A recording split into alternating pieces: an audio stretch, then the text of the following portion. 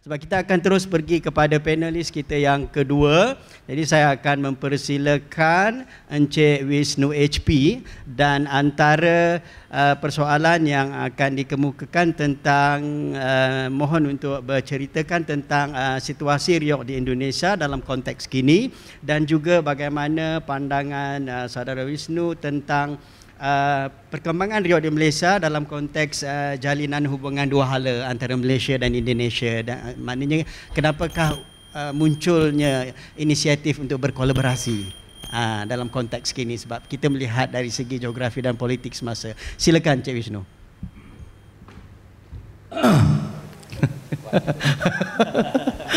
Jadi mohon izin biar tidak terlalu resmi ya. Jadi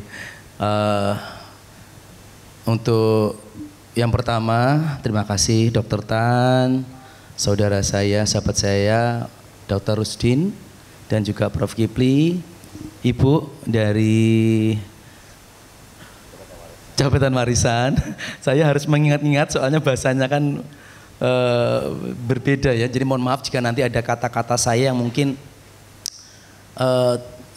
artinya mungkin agak berbeda ya. Oke, yang pertama-tama mohon izin Bapak, saya Wisnu HP ya, bahasa Inggrisnya Wisnu HP, itu kalau dalam bahasa Jawa, hanya itu hadi, min is petunjuk. Wah, bahasa Inggrisnya apa petunjuk ya Prof? Light. Prayitno itu hati-hati, be careful. Maka tanpa disadari nama saya itu mempengaruhi proses perjalanan kehidupan saya. Ya contohnya mungkin bisa dibilang hari ini saya ini sebenarnya lahir di desa kecil namanya Desa Sumoroto. Tapi Desa Sumoroto itu tempat di mana kebudayaan reok Ponorogo berkembang di Ponorogo. Nah mungkin saja gara-gara nama Wisnu, kita tahu bahwa Wisnu itu salah satu dewa di Trimurti sebagai dewa pemelihara. Dan tetapi juga dia menjadi petunjuk yang memberikan informasi atau memberikan apa ya istilahnya ya informasi bagaimana perkembangan reok yang ada di Ponorogo yang hari ini harus bercerita di Keraton Bahanang, salah satu rumah budaya yang bagi saya sangat luar biasa. Terima kasih Pak Jo, saya manggilnya Pak Jo. Saya excited Bapak Dr. Tan, saya sangat bangga. Saya pertama kali kalau orang Ponorogo bilang itu seperti ini Pak, peyo orang delomo aneh. Nah, itu artinya wow, spektakuler. Kenapa? Karena yang saya lihat di sini itu semuanya pohon sawit Pak. Tapi tiba-tiba ada bangunan yang cukup luar biasa megah bagi saya. Dan ini saya seolah-olah serasa seperti kembali ke masa lalunya mungkin nenek moyang kami. Nah saya berpikir begini, ini ada orang yang mau membangun tempat sebesar ini, mau membuat beberapa kegiatan, terutama hari ini. Keraton Bahanang menjadi sebuah wadah bagi teman-teman kelompok reok yang ada di Malaysia. Dan ini menjadi, saya sangat setuju, menjadi jaringan tali silaturahim. Ya, izin saya bercerita ini dulu karena ini wujud apresiasi kebanggaan saya terhadap Keraton Bahanang dan juga teman-teman praktisi atau yang mengembangkan reok di Malaysia. Jadi mohon izin aplaus tuh untuk teman-teman seniman reok yang ada di Malaysia dan juga Keraton Bahanang. Selanjutnya izin saya akan bercerita tentang reok Ponorogo. Reok Ponorogo kami Bapak ada dua versi ceritanya. Ada yang versi Suryo Ngalam, ada yang versi Bantar Angin. Kalau versi Bantar Angin itu disinyalir itu muncul di era Kerajaan Kediri, Airlangga. Nah otomatis ini lebih tua ketimbang versi Surya Ngalam yang disinyalir di era Majapahit. Nah itu secara sedikit sejarah nantinya akan mempengaruhi alur cerita dalam pertunjukan reok Ponorogo. Nah tetapi kalau saya berbicara tentang perkembangan reok hari ini dari masa ke masa, ya sekali lagi ini kebanggaan kami juga Dr. Tan, karena secara fisikly kita melihat reok ini benda mati yang dia tidak bisa makan, tidak bisa minum, tidak bisa berjalan. Tetapi mohon izin kalau teman-teman semuanya searching di Google reok Ponorogo tempo dulu, atau reok Ponorogo masa lalu, maka ketika teman-teman melihat reok yang sekarang itu mengalami perubahan evolusi yang sangat signifikan secara bentuk, ya, dan itu juga mempengaruhi dalam bentuk pertunjukan. Nah, kembali lagi hari ini memang Ponorogo itu mengalami evolusi yang luar biasa terkait perkembangan seni reok Ponorogo, dan inilah kekuatan dari kesenian reok itu sendiri, atau di sini disebut barongan. Kami juga masa lalu kami, Prof, ya orang-orang tua sesepuh kami manggilnya juga barongan, barong, sama, reok, sama. Jadi reok pun ini ditulis di situ ada reok, di sana ada reyok. Ini pun bagi kami, ini bukan menjadi sesuatu yang harus kita debat kusirkan, harus kita jadikan trigger untuk kita saling berkelahi, tidak. Tetapi bagi kami itu sama, esensinya sama. Maka seperti apa yang dikatakan oleh Pak Bupati, Bapak Sugiri Sancoko, jelas mengatakan bahwa reok lahir, tumbuh kembang, menjadi warisan budaya bangsa Indonesia yang hari ini insya Allah, tadi kita berbicara dengan Ibu Yu, Prof Yu, bahwa kami juga di bulan September akan ke Paraguay. Mohon doanya, reok akan insya Allah inscribe sebagai warisan budaya tak benda. Maka jelas bahwa seperti juga tadi Prof Dr. Tan menjelaskan bahwa ya ini reok ini tidak lagi milik Indonesia, tetapi milik semua bangsa. Ya, kolaborasi seperti yang Dr. Tan tadi ceritakan bahwa ketika reok berkembang di Malaysia, maka jangan melihat dari sisi bentuk fisiknya saja, tetapi berdampak ke banyak sosial, politik, dan budaya. Maka akan terjadi, kalau bahasa kami Prof dan Dokter izin, di depan tadi saya melihat sudah ada orang-orang yang memulai menjual makanan, menjual minuman, ada yang jualan es krim. Maka aktivitas kebudayaan ini menumbuhkan ekonomi kreatif yang berkembang di lingkungannya. Mau nggak mau ada teman-teman tadi itu dari SMP 2 Kaman Ponorogo, Prof.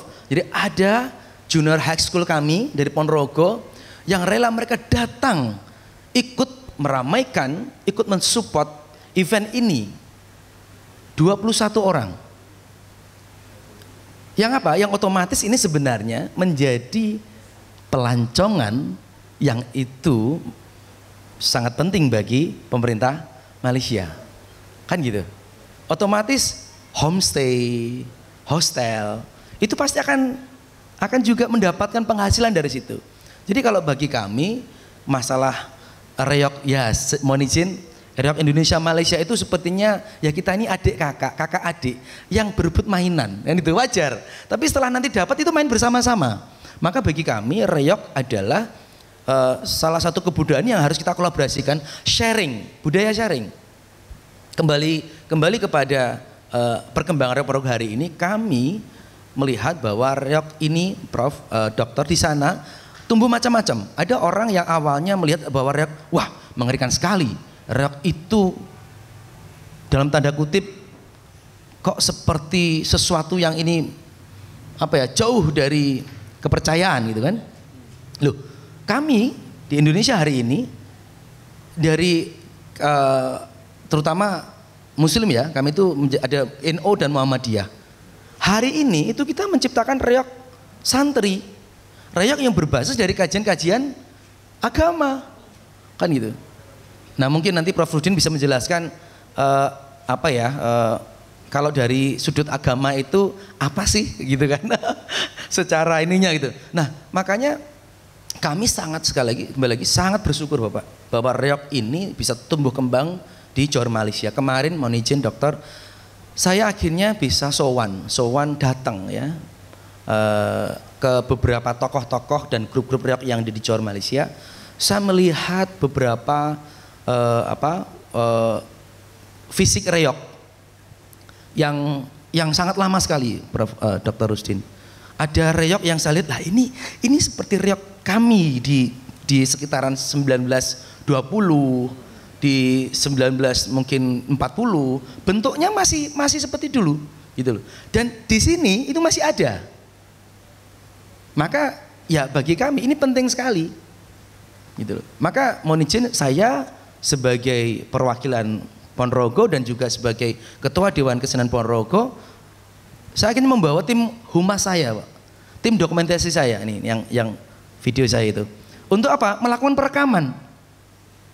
Bahwasanya reog berkembang di Malaysia, kami bertanya sejak kapan, dari kapan mulanya. Oh, saya ini Mas, simbah saya dari Ponorogo. Lah dalah.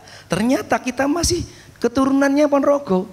Dan yang menarik adalah ketika saya ke warung ya, di sini apa ya warung ya, Prof? Warung ya. Warung itu vibes-nya itu saya kembali kayak tahun 90-an dulu. Ketika orang datang kabare, apanya saya kaget, apa itu kabare? Itu kan piye kabare? Walaupun bahasa Jawanya memang bahasa Jawa yang ngoko ya, agak kasar ya. Tetapi vibes itu muncul antara orang tua anak muda itu saling menghargai, salaman, pripun mbah kabare. Terus akhirnya ketika diperkenalkan Pak Jo, ini Pak Wisnu dari Ponorogo. Wah, aku wong Selaung, aku wong Sumoroto. Maka tanpa disadari dari bahasa yang beliau ucapkan, beliau itu kembali kepada masa lalunya bahwa DNA mereka ada dari sana. Dan mungkin loh ya, mereka melihat saya ini seperti kakek beliau walaupun saya masih muda gitu. Karena yang dilihat Ponorogo itu ya saya gitu kan. Maka bagi saya pun juga melihat beliau seperti orang-orang tua Ponorogo zaman dahulu. Jadi bagi kami reog ini hanya sebatas ini, ujung tombak. Tetapi kalau kita berbicara esensinya, wah tombak itu ada galahnya. Maka masih panjang yang bisa kita bicarakan terkait dengan keberadaan reog Ponorogo. Jadi saya sangat setuju dengan apa yang tadi diaturkan oleh Prof atau Dr. Tan terkait pembacaan beliau tentang bagaimana kebudayaan itu bisa menghidupi. Tetapi saya sangat setuju sekali, mumpung di sini ada Dr. Tan dan juga ada Ibu. Serius Bapak, saya melihat Keraton Mbah Anang ini menjadi sebuah wadah, menjadi rumah budaya yang tentunya ke depan akan sangat menguntungkan dalam perkembangan kebudayaan yang ada di Malaysia. Maka ini saya sebagai orang di luar ya, saya menganalogikan, saya ini pelukis, bukan material yang dilukis. Kalau saya material yang dilukis, maka saya tidak bisa melihat seperti apa cantiknya lukisan itu. Tapi ketika saya melukis, oh ini kurang, oh ini bagus. Nah saya melihat Keraton Mbah Anang ini sebuah wadah yang dimana di dalamnya itu banyak lukisan-lukisan yang kita ketahui sebagai orang Jawa. Maka akan menjadi menarik sekali ketika contohnya hari ini saya ngomong, oh saya baru dari Malaysia. Dari mana? Dari Keraton Mbah Anang. Di mana? Di Muar Johor, di Parit Bugis. Loh, kok di situ ada keraton? Seperti apa? Oh, di situ tempat di mana orang-orang Jawa masa lalu yang sekarang membuat kegiatan-kegiatan rutin di sana. Nah, kalau kamu bisa seperti ini Bapak.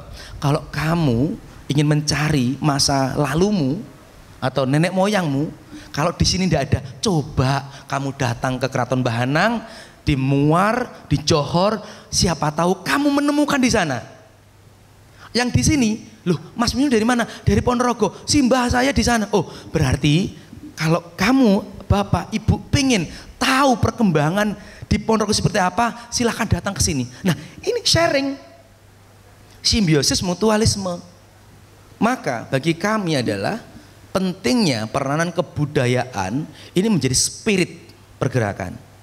Saya sangat setuju sekali, pelancongan jika tidak ada produk kebudayaannya, ya kayak saya mau memeluk istri saya ketika istri saya sedang marah, no have feel, kan itu.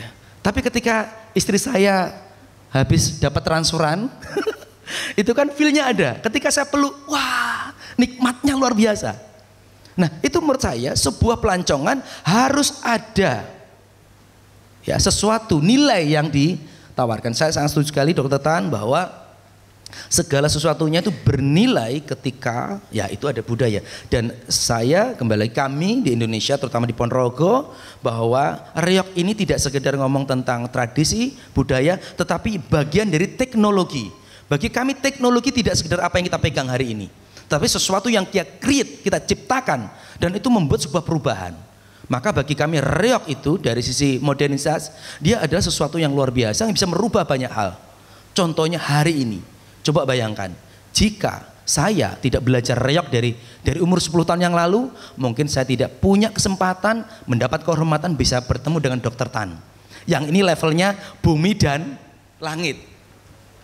Tetapi saya juga harus bersyukur tanpa saya belajar reog, saya tidak bertemu dengan saudara saya, sahabat saya, Dr. Rusdin. Yang bagi kami ini visual warok itu seperti beliau. Jadi nggak perlu pakai yang palsu. Tinggal beliau pakai kostum seperti saya udah seperti warok ini beliau. dan juga tentunya bagi saya pribadi izin Dr. Tan dan Ibu, jika saya tidak berkenalan dengan, mohon maaf ya, tapi ini baik, orang gila. Bagi kami orang gila. Yaitu saya ketika ditanya orang dikenalkan sama Pak Jo ini siapa? Saya ngakunya, saya anaknya Pak Jo yang ada di Indonesia. Karena Pak Jo 3. Saya baru 1 kan gitu. Maka saya ngaku saya anaknya Pak Jo yang dilahirkan di Indonesia. Kalau saya tidak bertemu dengan orang gila yang mau menciptakan ini, nggak mungkin juga saya di sini. Nggak mungkin perekaman tentang masa depan budaya terjadi. Maka saya setuju apa yang dikatakan oleh Prof atau Dr. Tan, pemerintah, aktivitas, grup apa, masyarakat pelaku harus kolaborasi. Kalau ini tidak terjadi ya mungkin hari ini saya tidur dengan istri saya, mengajak main anak-anak saya, tapi tidak ada sesuatu yang bisa saya tawarkan, tidak ada sesuatu yang bisa saya nantinya wariskan.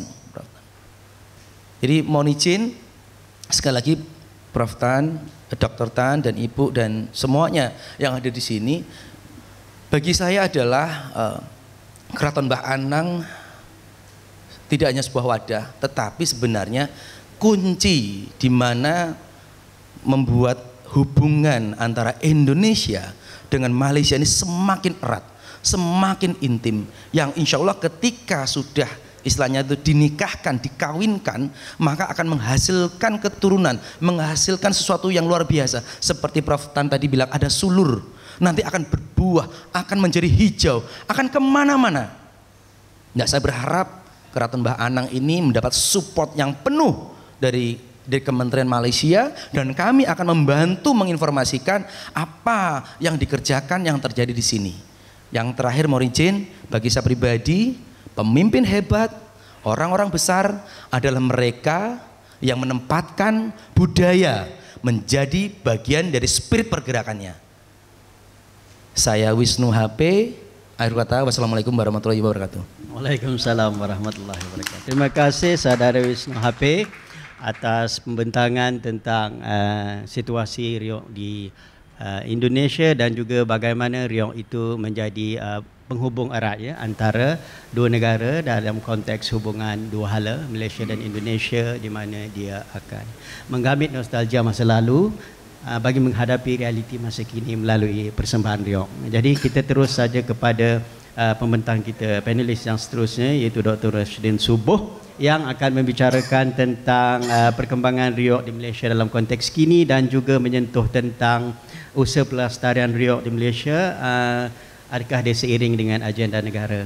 Silakan.